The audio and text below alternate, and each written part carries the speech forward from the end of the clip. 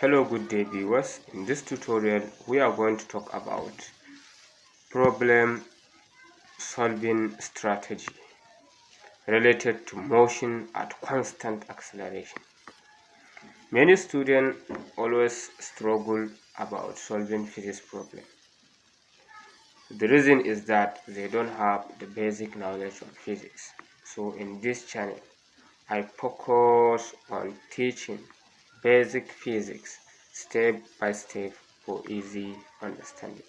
So if you are new here, kindly subscribe and hit the notification bell so that whenever I upload new video, you will be notified. So let's get started.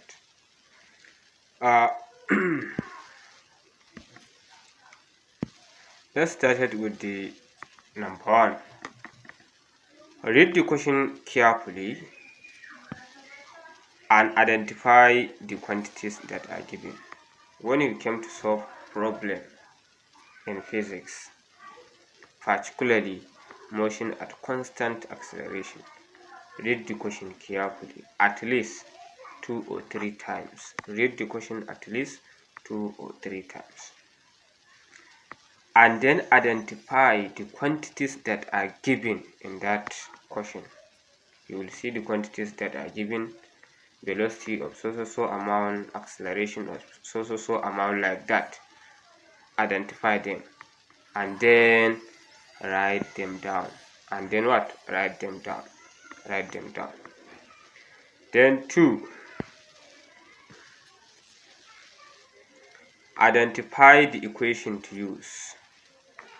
After identifying the quantities that are given, what we will do next is to identify the right equation that you are going to use to solve the problem based on the quantities given.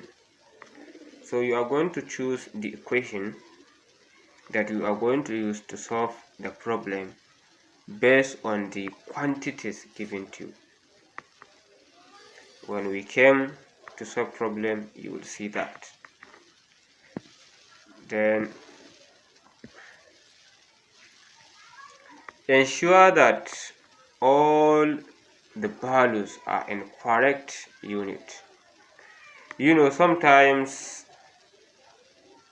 the unit are not in standard, are not in international standard system of unit.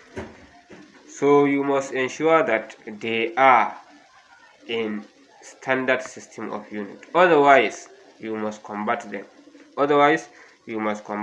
To system international, and then fill them in your equation, that is, and then substitute them into your equation that you have selected for solving the problem. So that is number 3. And then number 4, calculate the answer and check your unit. After reading the question carefully, writing down the quantities given to you, and then identifying the equation to use, and then write it down, and then you check the unit and you find out that they are all in international system of unit. If not, you convert them, then you calculate the answer. You press your calculator and calculate the answer, and then check the unit. Checking the unit is that if the question asks you to find the velocity, the unit of the final answer must be in meter per second. If you calculate time, the unit of the final answer must be in second. If it is acceleration, the unit of the final answer must be in meter per second square.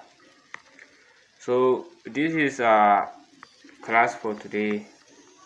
If you like our video, kindly comment, subscribe, and then share it for other students to know about how we are helping students learn physics here.